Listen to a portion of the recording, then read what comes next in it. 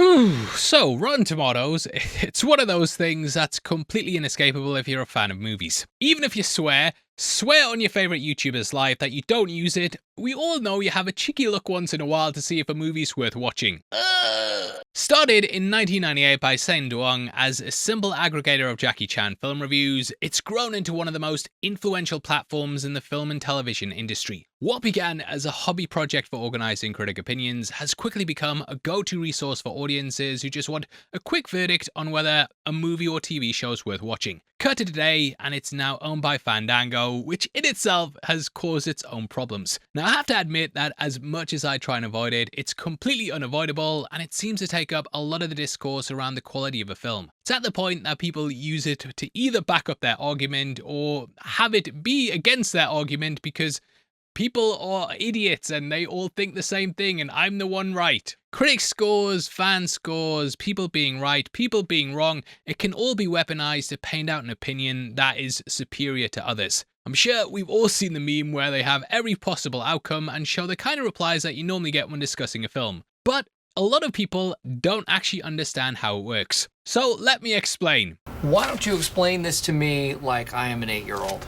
Now I know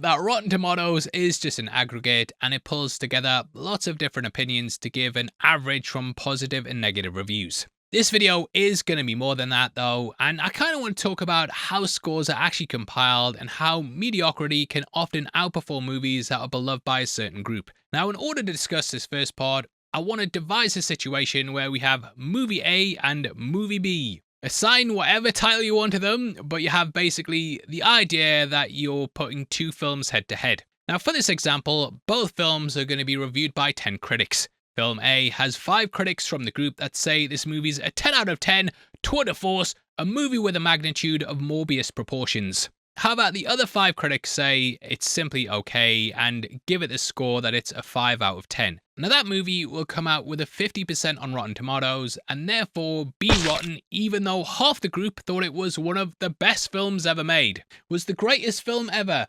Half the group said 10 out of 10. On the flip side of this though, film B could be very mediocre and 4 of the critics could say this is a 1 out of 10. Absolute dogshit movie with a magnitude of Morbius proportions. Now, the other 6 critics could say that this movie is fine and it's a 6 out of 10 and thus that movie would score 60% on Rotten Tomatoes and come out with a fresh tomato. So even though movie A is considered incredible by a large part of the group and just okay by the rest of it, it will have a lower score than a film that a large part of the group think is shit and the other critics think is okay. Does that make sense to you? There's a large section of the group that think it's okay in both, but on one side, those critics think it's amazing and the other ones think it's shit, but that one critic who says it's simply okay, that pushes the score up so it's rotten and fresh and stuff. Yeah, you understand it. But I think this shows why aggregates in general just don't work and you're also getting an inconsistent selection of critics each and every time. For example, I'm sure you guys have seen at this channel that there's some movies that I just don't review. It's normally stuff I'm not interested in and that's also across the board in the industry. Not every critic is going to review every movie and therefore the selection of reviews and people selected is going to be different every time. It's the same with the audience scores and not every person is going to write a fan review for every film on the website. So again, you're getting skewed scores that don't really paint the full picture. All you're seeing is a number on screen that rightly or wrongly paints out how many people from a select group enjoyed it. And to quote Kay from the Men in Black, a person is smart, people are stupid. A large group liking something doesn't actually indicate how good or bad something is. I think even though we all use Rotten Tomatoes, even if we say we don't, we also know that it's very, very deeply flawed. Like, to the point, there's some excellent movies on there that have very bad scores. Now, I'm not even gonna get on my high horse about Man of Steel, but there's another excellent film with Man in the title that has a terrible score on the website. Man on Fire with Denzel Washington, yeah. I think it's an incredible film. 39% on Rotten Tomatoes. Event Horizon is rotten. Jumanji is rotten. There's loads of films on there that have very low scores. Madame Web? No. Anyway, the point is that the scoring system, influence, and general flaws in Rotten Tomatoes make it difficult to determine whether a movie is actually good. Top critic status is also granted internally based on output consistency and how many eyeballs that a publication gets on it. So even this could be skewed. It's not something critics apply for either, and you have people behind the scenes being like, well, I like their opinion, they do that a lot, put them to the top. I think Metacritic is actually a better way of doing things, as it takes a score of each review and then calculates it to provide an overall score. Whereas Rotten Tomatoes is simply a thumbs up or thumbs down depending on whether you'd recommend the movie. Now, Rotten Tomatoes also scores TV shows as well, and this creates another problem. For example, studios will often send out episodes early for review, and this means that critics can see things ahead of time. This is something that always happens over here. Whenever we get something early, we'll normally get it like weekly. So you'll get like the episode maybe on the Monday if it comes out the Sunday, or even sometimes just a couple of days in advance. Sometimes we get like half of the season first, but it's very rare that you get an entire season coming to you all at once. I'm sure you've seen stuff where critics will often say stuff like, I've seen the first 4 episodes and here's my review. However, it's difficult to actually give a full review on something when you're only halfway through it, and therefore those scores can also be skewed as well. There's been a ton of shows that have had absolutely cracking starts to the season, but then things have tapered off and got bad. Disney and Marvel actually used to be the kings of doing this shit, and they'd often send out the first 2 episodes of a show. It'd normally be very solid, so stuff will get glowing reviews, and then it would get certified as fresh on Rotten Tomatoes. However, in the case of like the MCU shows or Star Wars, I'm sure a lot of us can agree that things kind of lose their way towards the end of the season. But these scores would be used to give a skewed view of a season's reception because they'd pick and choose what critics could review. Something that the studio have weaponized, and I think they play the reviews to their advantages. Even social media embargoes and critical embargoes as 2 different things is pretty crazy, and we'll often see how the first set are positive and then the second are less than. Like, I remember when Ant-Man and the Wasp: Quantumania came out, and I seen people posting really positive reactions. Behind the scenes, though, me and Greg Alba from Real Rejects, we were like, this guy's literally texted me saying how shit this is, and they're putting a tweet out right now saying it's one of the best movies ever. Come on, don't bullshit me. And come the review embargo lifting, the truth was revealed. So being owned by Fandango also means that studios can pick and choose how much access critics get, which critics are approved in the first place, and then which of those critics is pushed to the top. But in our world of needing answers instantly, Rotten Tomatoes is a convenient way that distills hundreds of opinions into a very easy to understand metric. Fresh or rotten? With so much content these days, audiences are pressed for choice, and they don't want to spend time reading reviews to decide whether something's worth watching. TV nights, especially in my household, I often spend them just flicking through stuff to watch rather than actually watching it. So time can become a factor too, and let's be honest here, if you spend ages flicking through loads of shows to watch, who then wants to sit on the sofa and read an in-depth think piece when you can simply go and look if the tomato's red or green? So it just makes things very easy, and with so much choice, just seeing red tomato, right, let's start this, green tomato, let's not waste our time watching this. It just instantly works things out for you. Now, I have been kind of talking about the negatives at this point, and it isn't all bad. A certified fresh badge can often help boost mid-budget and independent productions to a much wider audience. That certified fresh badge can help with word of mouth, and smaller projects can stand out in the crowded marketplace. For example, Obsession has performed amazingly well because of the word of mouth attached to it. That movie didn't really have much of a marketing budget, but people were talking positively about it. It was getting really good reviews, really high scores, and yeah, it just kind of became a grassroots movement. For the industry as well, Rotten Tomatoes also incentivizes quality. Yes, put away your tomatoes.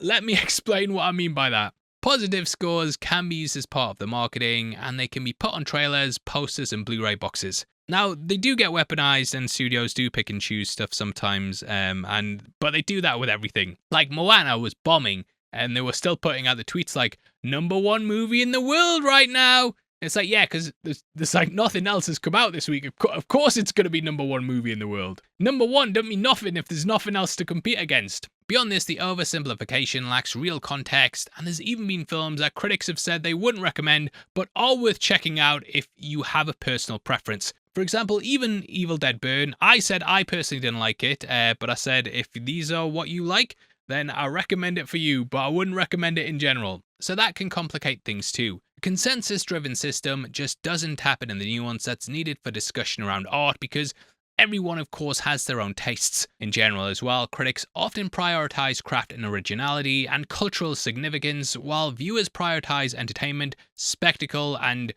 if something's worth going out for. This often leads to a frequent gap between the critics and audience scores, and it's the start of many arguments. Scores can also fluctuate heavily due to pre-release hype and limited screenings. There's normally a first wave of reviews that hit, and then it's days later before the other ones arrive. I've seen so many times when a film's review comes out on like the Tuesday and it's in the 90s, but by the Friday, it's down in the 60s. They'll even do these things where it's like the first reviews of Supergirl are here and it's 90% of the first 10 reviews. This makes it a better movie than The Dark Knight, which only got 85%. I've genuinely seen like tweets where something's just came out and they're putting against something that's been out decades and decades. Like Predator movies are like, this is better than the first Predator movie because it's got a higher score. And it's like, mate, this new Predator movie, it's been out like 5 minutes. It's not even out yet. People haven't seen it, so you cannot compare those scores. Rotten Tomatoes has also been accused of deleting and silencing some reviews if they're viewed as heavily negative.